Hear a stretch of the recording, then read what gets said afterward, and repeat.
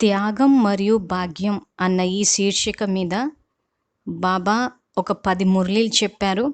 So వాటి డేట్లను ఇక్కడ screen మీద వేసి చూపిస్తున్నాము. ఈ శివ్ పరమాత్మ జ్ఞాన మురళి అన్న ఈ యూట్యూబ్ ఛానల్లో ప్లేలిస్ట్లో ఇక్కడ స్క్రీన్ షాట్ వేసి చూపిస్తున్నాము. ఈ ప్లేలిస్ట్లో త్యాగం మరియు భాగ్యం అన్న ఈ శీర్షికతోటి సపరేట్ స్లాట్ పెట్టేసి ఈ 10 మురళీలు ఇందులో ఉన్నాయి. విద్యార్థులు వెతుక్కోవాల్సిన అవసరం లేదు. ఈ స్లాట్లోకి వెళ్తే మొత్తం ఈ 10 మురళీలు కనిపిస్తాయి. ఈ టాపిక్ ఎందుకు తెలుసుకోవాలి అంటే మనం సేవలు చేసేస్తున్నాం, కానీ ఆ సేవ ద్వారా వచ్చే భాగ్యం ఏదైతే ఉందో ఆ భాగ్యాన్ని త్యాగం చేయడము అని అంటే ఇక్కడ ప్రతిఫలాన్ని ఆశించకపోతేనే ఆ యొక్క భాగ్యం సత్యుగానికి బదిలీ అవుతుంది అంటారు. లేకపోతే అజ్ఞానం వల్ల, అవగాహన లోపం వల్ల ఆ భాగ్యాన్నంతా ఇక్కడే మనం ఖర్చు చేసేస్తే, ఫలాన్ని గనక తినేస్తే వచ్చే కల్పానికి జమ అవ్వదు అన్నదే ఈ మురళీల యొక్క సారాంశము. ఈ మురళీల్లో బాబా త్యాగం అంటే దేన్ని త్యాగం చేయాలి అన్నదే వివరించారు. ఈ సబ్జెక్ట్ కనుక మనకు అర్థమైతే మనం ఏ పుణ్యాన్ని అయితే జమ చేసుకుంటున్నామో ఈ పుణ్యం అన్నది వచ్చే కల్పానికి బదిలీ అవుతుంది, లేకపోతే ఇక్కడే ఖర్చు అయిపోతుంది. ఇప్పుడు 1982 ఏప్రిల్ నెల 11వ తారీఖు అవ్యక్త మురళిలో బాబా వ్యర్థాన్ని త్యాగం చేసి సమర్థంగా అవ్వండి అంటున్నాడు. సో ఇప్పటి వరకు దేహాభిమానాన్ని, ఆ తర్వాత మన యొక్క కర్మేంద్రియాలతో ఉన్న సంబంధాన్ని, తర్వాత లౌకికులతో ఉన్న సంబంధాన్ని, ఆ తర్వాత ఇప్పుడు వ్యర్థాన్ని, వీటన్నిటిని త్యాగం చేసి సమర్థంగా అవ్వండి అని చెప్పి ఈ మురళిలో బాబా చెప్పిన ఇంపార్టెంట్ పాయింట్ ఏంటంటే ఇప్పుడు వర్తమానం ఆధారంగా భవిష్య ఫలం లభిస్తుంది. అంటే డబుల్ ఫలం అంటారు. అంటే ఈ యుగం యొక్క ఫలము మరియు భవిష్య యొక్క ఫలం ఇది ఏ రకంగా లభిస్తుందంటే మనం చేసే త్యాగం ఆధారంగానే. సో దాని యొక్క సారాంశము, తర్వాత బాబా యొక్క మహావాక్యాలు ఇప్పుడు తెలుసుకుందాం.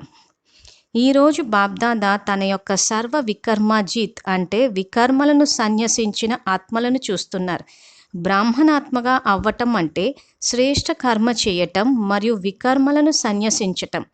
ప్రతి బ్రాహ్మణ పిల్లవాడు బ్రాహ్మణులుగా అవుతూనే మేమందరం ఇప్పుడు వికర్మి నుండి సుకర్మిగా అవుతాం అనే శ్రేష్ఠ సంకల్పం చేశారు. సుకర్మ చేసే ఆత్మయే శ్రేష్ఠ బ్రాహ్మణాత్మగా పిలువబడుతుంది. మీ సంకల్పమే వికర్మాజీత్ అవ్వాలి. మొట్టమొదట ఇదే లక్ష్యాన్ని అందరూ ధారణ చేశారు కదా. ఈ లక్ష్యాన్ని పెట్టుకుంటూ శ్రేష్ఠ లక్షణాలని ధారణ చేస్తున్నారు. వికర్మలను సన్యసించి వికర్మాజీత్గా అయ్యానా అని మిమ్మల్ని మీరు అడగండి అంటున్నాడు. ఇక్కడ బాబా వికర్మాజీత్గా అయ్యారు అని అంటే ఇప్పుడు బాబా మురళి చెప్తుంది వ్యర్థాన్ని త్యాగం చేయమని. వ్యర్థ సంకల్పాలు అని అంటే ఇక్కడ బాబా వికారాలకి వశమయ్యే సంకల్పాలు అయితే చేస్తున్నామో వీటిని మీరు సన్యసించారా? ఎందుకంటే శ్రేష్ఠ బ్రాహ్మణుల యొక్క సంకల్పమే వికర్మాజీత్గా అవ్వాలి. కాబట్టి ఈ లక్ష్యాన్ని పెట్టుకుంటూ శ్రేష్ఠ లక్షణాలని ధారణ చేస్తున్నారు. వికర్మలను సన్యసించి వికర్మాజీత్గా అయ్యానా అని మిమ్మల్ని మీరు అడగండి అంటున్నారు. తర్వాత ఏ విధంగా అయితే లౌకిక ప్రపంచంలో కూడా ఉన్నతమైన రాయల్ కులానికి చెందిన ఆత్మలకి సాధారణ నడవడిక ఉండదు, అదేవిధంగా సుకర్మి ఆత్మలైన మీరు వికర్మ చేయకూడదు. ఏ విధంగా అయితే హద్దు యొక్క వైష్ణవులు ఏ తామసిక పదార్థాన్ని స్వీకరించరో అదేవిధంగా వికర్మాజీత్ విష్ణు వంశీయులు అయిన మీరు వికర్మ లేదా వికల్పాల యొక్క తమోగుణీ కర్మ లేదా సంకల్పం చేయకూడదు. బ్రాహ్మణ ధర్మం యొక్క లెక్కను అనుసరించి ఇది నిషేధం అంటున్నాడు. ఈ మహావాక్యాల అర్థం ఏంటంటే హద్దు యొక్క వైష్ణవులు తామసిక పదార్థాలని స్వీకరించరు అని అంటే ఇక్కడ బాబా చెప్పే ఆత్మజ్ఞానం ప్రకారము హద్దు యొక్క వైష్ణవులు ఎవరైనా ముట్టినా మడి అని చెప్పి వెంటనే స్నానం చేసేస్తూ ఉంటారు. ఇది హద్దు యొక్క వైష్ణవులు అంటారు. ఇక్కడ బాబా చెప్పేది ఏదైతే సత్యమైన వైష్ణవులు ఎవరైతే ఉంటారో వాళ్ళు వికర్మాజీత్ విష్ణువంశులైన మీరు వికర్మ లేదా వికల్పాలంటే తమోగుని సంకల్పము మరియు కర్మ ఏది చేయకూడదు అంటున్నారు.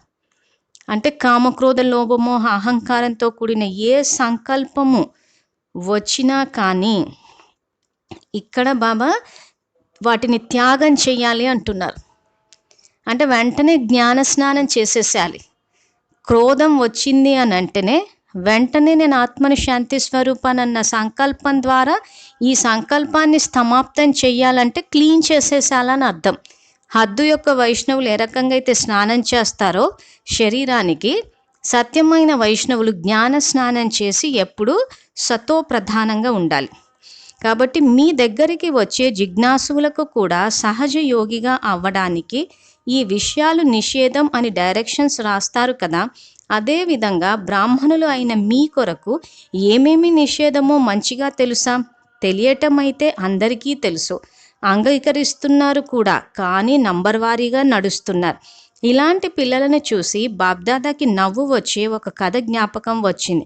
అది మీరు కూడా చెప్తూ ఉంటారు, అంగీకరిస్తూ చెప్తూ కూడా చేసేస్తున్నారు. ఇతరులకి మీరు చిలుక కథ చెప్తారు కదా, చెప్తూ ఉన్నారు మరియు చేస్తూ ఉన్నారు కూడా. ఇటువంటి వారిని ఏమంటారు? ఇలా చేయటం బ్రాహ్మణాత్మలకి శ్రేష్టంగా అనిపిస్తుందా? ఎందుకంటే బ్రాహ్మణులు అంటే శ్రేష్టమైన వారు.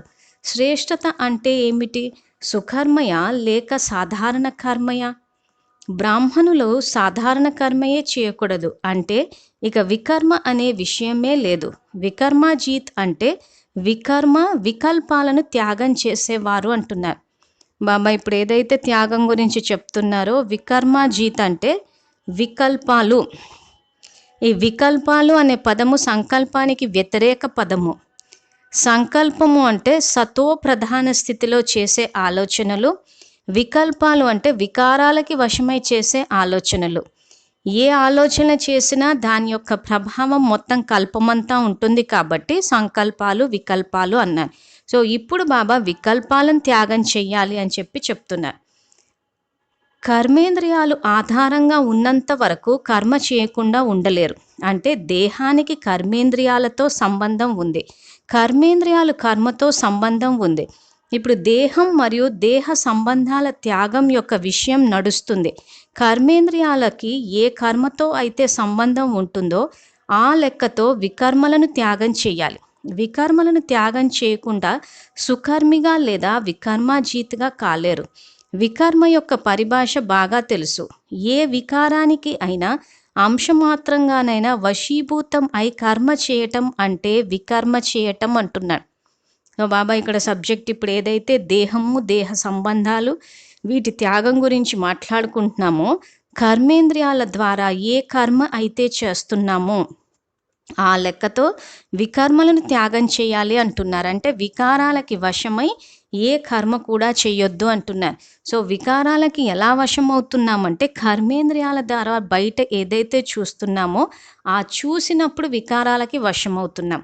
అందుకే బాబా త్యాగం గురించి చెప్పేటప్పుడు మన ఆత్మకి ఏదైతే కర్మేంద్రియాల ద్వారా సంబంధం ఉందో ఆ సంబంధాన్ని త్యాగం చేయమన్నారు. అందుకే విద్యార్థులకు మనవి ఈ త్యాగము మరియు భాగ్యం సంబంధించి ఏవైతే 10 మురళీలు ఇందాక డేట్ వేసి చూపించామో వాటన్నిటిని చూస్తే పూర్తి స్పష్టత వస్తుంది, పురుషార్థంలో కూడా ముందుకి వెళ్ళగలుగుతాం. తర్వాత అమృత వేళ నుండి రాత్రి వరకు సుకర్మ చేశానా లేక వ్యర్థకర్మ చేశానా లేక ఏదైనా వికర్మ చేశానా అని ప్రతి కర్మని పరిశీలన చేసుకోండి. సుకర్మ అంటే శ్రీమతం ఆధారంగా కర్మ చేయటం. శ్రీమతం ఆధారంగా చేసిన కర్మ స్వతహాగానే సుకర్మ యొక్క ఖాతాలో జమ అవుతుంది. సుకర్మ మరియు వికర్మలను పరిశీలించుకునే సహజ విధి ఇదే. ఈ విధిని అనుసరించి సదా పరిశీలించుకుంటూ నడవండి. అమృత వేళ మేల్కోవటం అనే కర్మ నుండి రాత్రి నిద్రపోయే కర్మ వరకు ప్రతి కర్మకు శ్రీమతం లభించింది. ఎలా మేల్కోవాలి, ఎలా కూర్చోవాలి అన్నీ చెప్పబడినవి కదా. ఒకవేళ ఆ విధంగా మేల్కొనకపోతే అమృత వేళ నుండి శ్రేష్ఠ కర్మ యొక్క శ్రేష్ఠ ప్రాలబ్ధాన్ని తయారు చేసుకోలేరు. అంటే వ్యర్థ మరియు వికర్మ యొక్క త్యాగిగా అవ్వలేరు. కనుక ఈ సంబంధాలను కూడా త్యాగం చేయాలి, వ్యర్థాన్ని కూడా త్యాగం చేయాల్సి ఉంటుంది అంటున్నారు. అమృత వేళ ఎలా చేయాలి అని అమృత వేళ నుంచి రాత్రి పడుకునే వరకు బాబా చెప్పిన శ్రీమతము అమృత వేళ యోగం అని చెప్పేసి ఇందులో అప్లోడ్ అయ్యి ఉంది. అది గనక వింటే విద్యార్థులకు అవగాహన వస్తుంది. సో ఆ రకంగా మీరు చేస్తేనే వ్యర్థం మరియు వికర్మ యొక్క త్యాగిగా అవ్వగలరు అని అంటారు. అంటే బాబా మొత్తం టైం టేబుల్ని సెట్ చేశారు మనకి, డైలీ రొటీన్ ఎలా ఉండాలా అని చెప్పేసి. కాబట్టి ఆ రకంగా చేస్తేనే మీరు త్యాగం చేయగలుగుతారు. లేదా పొద్దంతా ఇంకా వ్యర్థము వికర్మలు చేసేసి మళ్ళీ పాపపు ఖాతా జమ చేసుకుంటూ ఉంటారు. ఈ త్యాగం ద్వారా భాగ్యం అని చెప్పి బాబా చెప్పడానికి కూడా కారణం అదే. మనం ఒకవేళ వ్యర్థ సంకల్పాలు కనుక త్యాగం చెయ్యకపోతే ఇక్కడ భాగ్యం తయారవ్వదు, పాపం తయారవుతుంది. అందుకే బాబా ఇంత డీటెయిల్డ్గా చెప్పడానికి కూడా కారణం అదే అనిపిస్తుంది. మురళీలన్నీ చదివి చూసాము, ఎక్కడెక్కడ మనం తప్పులు చేస్తున్నామో ఈ మురళీలు కనుక చదివితే మనకు పూర్తి అవగాహన వస్తుంది.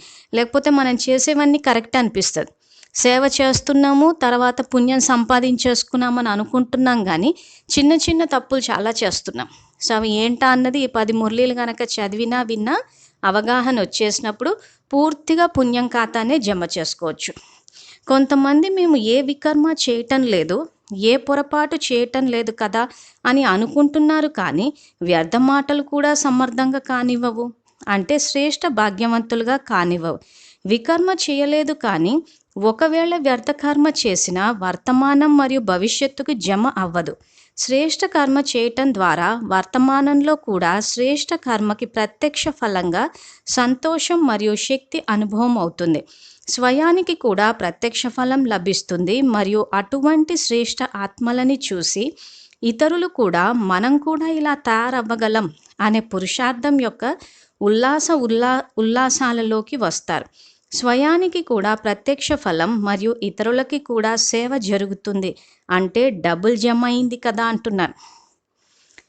ఇక్కడ వ్యర్థాన్ని తీసేసి సమర్థంగా తయారైనప్పుడు ఇతరులు కూడా మనం చూసి తయారవ్వగలం అనే పురుషార్థం యొక్క ఉత్సాహ ఉల్లాసాల్లోకి వచ్చినప్పుడు కూడా మీ యొక్క పుణ్యం ఖాతా జమ అవుతుంది అంటారు.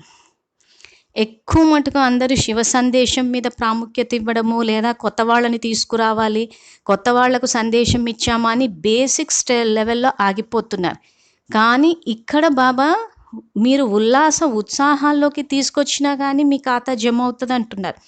ఇక్కడ మీరు శ్రేష్ఠ కర్మ చేయడం ఒకటి, సో ప్రత్యక్ష ఫలంగా సంతోషము మరియు శక్తి, ఆ తర్వాత అందరూ ఉత్సాహ ఉల్లాసాల్లోకి వస్తే అది కూడా మీ పుణ్యం ఖాతానే జమ అవుతుంది, కాబట్టి డబుల్ జమ అవుతుంది అంటున్నారు. కాబట్టి ఇక్కడ ఏం త్యాగం చేయాలి? వ్యర్థాన్ని త్యాగం చేయాలి, వికర్మల్ని త్యాగం చేయాలి, వికల్పాలని త్యాగం చేయాలి అంటున్నారు. ఆ త్యాగం చేస్తే భాగ్యం జమ అవుతుంది అంటున్నారు. వర్తమానం ద్వారా భవిష్యత్తు స్వతహాగానే జమ అయిపోతుంది. ఇది ఇంపార్టెంట్ పాయింట్. వర్తమానం ఏదైతే చేస్తామో దీని ద్వారా భవిష్యత్తు స్వతహాగా జమ అయిపోతుంది. సో వర్తమానంలో ఎందుకు పుణ్యం చెయ్యాలి అని అంటే, ఈ 5000 సంవత్సరాల కల్పంలో సత్య త్రేతాయుగాల్లో మన పుణ్యం ఖాతా ఖర్చు అయిపోయింది. ద్వాపర కలియుగాలు వచ్చాయి, ఆ తర్వాత ఇప్పుడు సంగమం నడుస్తుంది. సత్య త్రేతాయుగాల్లో మన పుణ్యం ఖర్చు అయిపోయింది, కాబట్టి ఇప్పుడు మళ్ళీ మనం శ్రేష్ఠ కర్మలు ఆచరించి పుణ్యం అన్నది జమ చేసుకోవాలి. కాబట్టి వర్తమానం ద్వారా భవిష్యత్తు స్వతహాగానే జమ అయిపోతుంది. కనుక ఈ లెక్కతో ఒకవేళ వ్యర్థం అంటే సాధారణ కర్మ చేసినా కూడా ఎంత నష్టం జరుగుతుందో చూసుకోండి. సాధారణ కర్మ చేశాను, ఇది అయితే అవుతూనే ఉంటుంది అని ఇలా ఎప్పుడూ ఆలోచించకండి. శ్రేష్ఠ ఆత్మ యొక్క ప్రతి అడుగు, ప్రతి కర్మ, ప్రతి మాట శ్రేష్టంగా ఉంటుంది.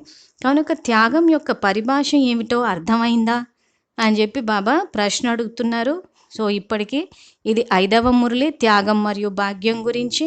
కాబట్టి త్యాగం యొక్క పరిభాష ఏంటంటే, ఇటు మొట్టమొదటిది దేహాభిమానము, కర్మేంద్రియాలతోటి సంబంధము, లౌకికులతో సంబంధము, తర్వాత ఇక్కడ వ్యర్థ సంకల్పాలు, వీటన్నిటి యొక్క త్యాగం చెయ్యాలి అని చెప్పి బాబా చెప్తున్నారు.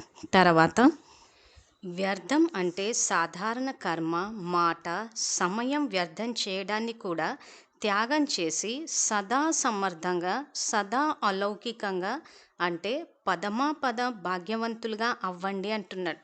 సో ఇక్కడ వ్యర్థం అంటే సాధారణ కర్మ, మాట ఇవి కాకుండా విశేషంగా ఉండాలి అని అంటే బాబా మురళిని ఆధారంగా తీసుకుని కర్మలాచరించాలి, సమయం వ్యర్థం చేయడాన్ని కూడా త్యాగం చేయాలి అంటున్నారు. సో, సమయాన్ని ఏ రకంగా వ్యర్థం చేస్తున్నామంటే, ముందు మనకు సమయం లేదు అని చెప్పి లేకుండా చేసేసుకుంటున్నాము. ఆ తర్వాత ఉన్న సమయాన్ని మళ్ళీ వ్యర్థ ఆలోచనలు. ఇప్పుడు ఏదైతే బాబా త్యాగం గురించి చెప్తూ వస్తున్నారో, ఇప్పటికి 4 మురళీలు చేశాం. ఇది 5వది. అవన్నీ చూస్తూ పోతే ఏ రకంగా మనం వ్యర్థం చేస్తున్నామో అర్థమవుతది. సో, విద్యార్థులు కొంచెం ఓపిక తెచ్చుకుని విన్నా గానీ, చదివినా గానీ స్పష్టత వస్తది. స్పష్టత రావాల్సిన అవసరం కూడా ఉంది. లేకపోతే మనం ఎక్కడ తప్పు చేస్తున్నామో, పురుషార్థంలో ఎలా ముందుకెళ్ళాలో మనకి అవగాహన ఉండదు. దానివల్ల తప్పులు చేస్తూ పోతాము. 100 రెట్లు పాపపు ఖాతా జమ చేసేసుకుంటూ పోతాం. లేదా పుణ్యం సంపాదిస్తున్నాము అంటే అది ఖర్చన్నా చేసేస్తూ ఉంటాం. సో, అందుకే ఈ మురళీల మీద అవగాహన అవసరము. ఇవి మొత్తం 10 మురళీలు. సో, ఈ మురళీలని ప్లేలిస్ట్‌లో త్యాగం మరియు భాగ్యం అని చెప్పి అప్‌లోడ్ చేశాము. అందులో చూసేయొచ్చు. సో, అందుకే బాబా సదా అలౌకికంగా అంటే పదమాపద భాగ్యవంతులుగా అవ్వండి అంటున్నాడు. కనుక వ్యర్థం మరియు సాధారణ విషయాలను కూడా అండర్‌లైన్ చేసుకోండి. వీటిని నిర్లక్ష్యం చేయటాన్ని కూడా త్యాగం చేయండి. ఎందుకంటే బ్రాహ్మణ ఆత్మలైన మీ అందరికీ విశ్వం అనే వేదికపై హీరో హీరోయిన్ పాత్ర ఉంది. అటువంటి హీరో పాత్రధారి ఆత్మల యొక్క ఒక్కొక్క సెకను, ఒక్కొక్క సంకల్పం, ఒక్కొక్క మాట, ఒక్కొక్క కర్మ వజ్రం కంటే ఎక్కువ విలువైనది. ఒకవేళ ఒక సంకల్పం అయినా వ్యర్థం అయింది అంటే వజ్రాన్ని పోగొట్టుకుంటున్నట్లే. చాలా ఖరీదైన వజ్రం ఎవరైనా పోగొట్టుకున్నా లేదా పడిపోయినా చాలా పోగొట్టుకున్నాం అని అనుకుంటారు కదా. అదేవిధంగా ఇక్కడ ఒక సెకను ఒక వజ్రం యొక్క ఖరీదు కూడా కాదు, అనేక వజ్రాల ఖరీదుతో సమానం. ఈ లెక్కతో ఆలోచించండి. సాధారణ రూపంలో కూర్చుని సాధారణ మాటలు చెప్తూ సమయాన్ని పోగొట్టవచ్చా? చెడు అయితే కాదు కదా. మామూలుగా మాట్లాడుకుందాం, లేదా కూర్చున్నాం, లేదా నడుస్తున్నాం అంటున్నారు. అలా అంటూనే ఎంత సమయం వెళ్ళిపోయింది అంటున్నారు. ఈ సంగమ యుగం యొక్క ఒక్కొక్క సెకను అక్కడ బాబా సత్యత్రేత యుగాల్లో ఒక సంవత్సరంతో సమానము. ఒక్కొక్క సంకల్పము పదం అంటే లెక్కలేనంట. అందుకే బాబా ఒక వజ్రం కాదు, అనేక వజ్రాలతో సమానం అంటున్నారు. సో, ఇప్పుడు ఈ సంగమ యుగంలో నేను ఆత్మని శాంతి స్వరూపాన్ని అని ఒక సంకల్పం చేస్తే దీని యొక్క ప్రభావము ప్రకృతి మీద పడ్డప్పుడు, శాంతి వ్యాపించినప్పుడు పదం భాగ్యశాలులు అవుతారు అని అంటారు. అందుకే ఒక్కొక్క సంకల్పము ఆలోచించి బాబా మురళికి అనుసారంగా చేస్తూ పోతే ఇక్కడ మనం వ్యర్థాన్ని త్యాగం చేసి శ్రేష్ఠ సంకల్పాలు చేశాం కాబట్టి ఆ వ్యర్థాన్ని త్యాగం చేయడం ద్వారా వచ్చిన భాగ్యం ఏదైతే ఉందో ఇది పూర్తిగా వచ్చే కల్పానికి ట్రాన్స్ఫర్ అవుతుంది, బదిలీ అవుతుంది అంటారు బాబా. లేదా ఇక్కడే మళ్ళీ పాపం చేసి ఇక్కడే శిక్షలు అనుభవించి మళ్ళీ పవిత్రంగా వెళ్ళాల్సి వస్తుంది. అందుకే ఇక్కడ సమయం వెళ్ళిపోతుంది అని చెప్పి అలా కాదు, కానీ వజ్రంలా ఉండాలి. మీ యొక్క విలువని తెలుసుకోండి. మీ జడ చిత్రాలకి ఎంత విలువ ఉంది? ఒక్క సెకండ్ యొక్క దర్శనానికి కూడా ఎంతో విలువ ఉంది. అలాగే మీ యొక్క ఒక్క సంకల్పానికి కూడా ఎంత విలువ ఉంది అంటే ఈ రోజు వరకు కూడా భక్తులు దానిని వరదాన రూపంలో భావిస్తున్నారు. కేవలం ఒక సెకండ్ యొక్క దర్శనం ఇవ్వండి అని అడుగుతున్నారు. సమయం యొక్క విలువకి గుర్తుగా దర్శనం అడుగుతున్నారు. సంకల్పం యొక్క విలువకి గుర్తుగా వరదానం అడుగుతున్నారు. మరియు మీ మాట యొక్క విలువకి గుర్తుగా ఇప్పుడు కూడా 2 మాటలు వినడానికి తప్పిస్తున్నారు అంటున్నారు. ఇక్కడ మనం ఏదైతే పురుషార్థం చేస్తున్నామో కల్పానికంతా భాగ్యం తయారవుతుంది. కాబట్టి ఇక్కడ మనం సమయం వృధా చేయకుండా, సంకల్పాలు వృధా చేయకుండా, మాటలు వృధా చేయకుండా ఏదైతే భాగ్యాన్ని తయారు చేస్తున్నామో ఇది భక్తి మార్గంలో మన యొక్క పురుషార్థానికి ఫలితంగా భక్తులు మనకు పూజ చేస్తారు. ఆ చేసేటప్పుడు ఇక్కడ ఏదైతే మనం సమయానికి విలువ ఇచ్చామో దానికి ప్రతిఫలంగా ఇక్కడ ఒక సెకండ్ యొక్క దర్శనం. భక్తి మార్గంలో ఉన్నప్పుడు పెద్ద పెద్ద లైన్లు కట్టిపోయినప్పుడు ఒక సెకండే మనం దర్శనం చేసుకున్నాం. అదే ఎంతో అహో సౌభాగ్యం అనుకున్నాం. సో, ఆ దేవీ దేవతలు ఇచ్చే వరదానం ఉంటే చాలు అనుకున్నాం. అవన్నీ ఎప్పుడు వస్తాయంటే ఇప్పుడు సంగమ యుగంలో గనక మనం భాగ్యాన్ని తయారు చేసుకుంటే, వ్యర్థ సంకల్పాలను త్యాగం చేసినప్పుడు. సో, భక్తి మార్గంలో ఆ రకంగా భక్తులు వచ్చి మన దర్శనాన్ని చేసుకుని, మనకు పూజలు చేసి, ఈ దేవీ దేవతల దగ్గరికెళ్తే మనకు మంచి జరుగుతది అని ఏదైతే చేస్తారో, దానివల్ల మనకు లాభం ఏంటంటే, ఆ భావన యొక్క ప్రతిఫలం మన ఖాతాలోకే వస్తది. మనం ఎక్కడో జన్మలు తీసుకొని ఉంటాము. సో, మనకి ఎక్కడ పూజలు జరుగుతున్నాయో మనకిప్పుడు తెలీదు. బాబా అది తెలీదని చెప్పి కూడా మురళీలో చెప్పారు. సో, కాబట్టి మనకు అది ఎక్కడ పూజలు జరుగుతున్నాయో తెలియకపోయినా, ఆ యొక్క భావం యొక్క ప్రతిఫలం మాత్రం మన ఖాతాలోకే వస్తది. అంటే సంగమ యుగంలో మనని ముందు పెట్టి బాబా చేస్తుంటే ఖాతా మనదెట్లా జమ అవుతుందో, ద్వాపర యుగం కూడా అంతే. కాబట్టి మనం చేసే పురుషార్థం అనేది పూర్తి కల్పం కోసము 21 జన్మలే అని అనుకోవద్దు అంటారు బాబా. తర్వాత మీ మాట యొక్క విలువకి గుర్తుగా ఇప్పుడు కూడా 2 మాటలు వినడానికి తప్పిస్తున్నారు. మీ దృష్టికి ఉన్న విలువకి గుర్తుగా దృష్టి ద్వారా అద్భుతం చేయండి అని పిలుస్తూ ఉన్నారు. మీ యొక్క ప్రతి కర్మకి కూడా విలువ ఉంది. బాబాతో పాటు మీరు చేసిన శ్రేష్ఠ కర్మను వర్ణన చేస్తూ పులకించిపోతున్నారు. కనుక మీ యొక్క ప్రతి సెకను, ప్రతి సంకల్పం చాలా విలువైనది. మీ విలువను తెలుసుకుని వ్యర్థం మరియు వికల్పాలని త్యాగం చేయండి అంటున్నారు. ఈరోజు త్యాగం యొక్క పాఠం పక్కా చేసుకున్నారా? అది అలానే అవుతుంది. ఇలాంటి నిర్లక్ష్య మాటలను త్యాగం చేయండి. ఈ రోజుల్లో ఇవి తెలివైన భాష అని అంటారు కదా, అదేవిధంగా బ్రాహ్మణులకి కూడా ఇది అతి తెలివి భాష అయిపోయింది. ఈ భాషను వదిలేయండి అంటున్నారు. సో ఏ భాషను వదిలేయమంటున్నాడంటే, బాబా ఇది ఇలాగే జరుగుతుందిలేండి అని ఏదైతే అంటున్నామో ఇది అతి తెలివైన భాష. సో ఇది ఈ రోజుల్లో ఇలాగే అవుతుందిలే అని అంటే ఇంక అక్కడ మన పురుషార్థం ఏం లేదు, మనం చేస్తున్న త్యాగం ఏం లేదు. సో ఇది అతి తెలివైన భాష వల్ల ఏమవుతుందంటే మీరే నష్టపోతున్నారు అంటున్నారు. ప్రతి సెకను అలౌకికంగా ఉండాలి. ప్రతి సంకల్పం అలౌకికంగా ఉంటే అమూల్యంగా ఉండాలి. వర్తమానంలో మరియు భవిష్యత్తు డబుల్ ఫలం పొందేవారు ఒక్కొక్కసారి ఒకదానితో ఒకటి కలిసిన జంట ఫలాలు వస్తాయి కదా, చూశారు కదా, 2 ఫలాలు కలిసే వస్తాయి. శ్రేష్ఠ ఆత్మలైన మీకు డబుల్ ఫలం అంటే డబుల్ ప్రాప్తి లభిస్తుంది. భవిష్యత్తు కంటే ముందు వర్తమానం యొక్క ఫలం లభిస్తుంది మరియు వర్తమానం ఆధారంగా భవిష్య ఫలం లభిస్తుంది. కనుక ఒకటి కాదు, డబుల్ ఫలం తినండి అంటున్నాను. సో డబుల్ ఫలం అంటే ఈ సంగమ యుగంలో మనం ఏదైతే సేవలు చేస్తూ ఉంటామో ఇప్పుడు మనకు సంతోషము, శక్తి ప్రత్యక్షంగా అనుభవంలోకి వస్తాయి. తర్వాత వర్తమానం ఆధారంగా భవిష్య ఫలం. సో ఏ విద్యార్థులైతే పురుషార్థం ఎందుకు చేయాలి అని ప్రశ్నించుకునే విద్యార్థులు ఈ వాక్యం చదువుకోవాలి. ఎందుకంటే వర్తమానం ఆధారంగా భవిష్య ఫలం. ఇప్పుడు సంగమ యుగం అన్న వర్తమానం నడుస్తుంది. ఇప్పుడు పుణ్యం చెయ్యాలి. మళ్ళీ పుణ్యం రిపిటీషన్ అనొద్దు. ఎందుకంటే ఇక్కడ సత్యత్రేతాయుగాల్లో మన పుణ్యం ఖర్చు అయిపోయింది. ఖర్చు అయిపోయి 5000 సంవత్సరాల్లో ఇప్పుడు సంగమంలో ఉన్నాం. మళ్ళీ ఫ్రెష్గా పుణ్యం సంపాదించుకోవాలి. ఎవరు చేస్తే వాళ్ళే పొందుతారు అంటారు బాబా. కాబట్టి ఇప్పుడు వర్తమానం ఆధారంగా భవిష్య ఫలం ఉంటుంది. సో ప్రస్తుతము సంతోషము, శక్తి అనుభవం అవుతాయి. మళ్ళీ భవిష్య ప్రారంధం కూడా తయారవుతుంది. కాబట్టి డబుల్ ఫలం తినండి అంటున్నారు.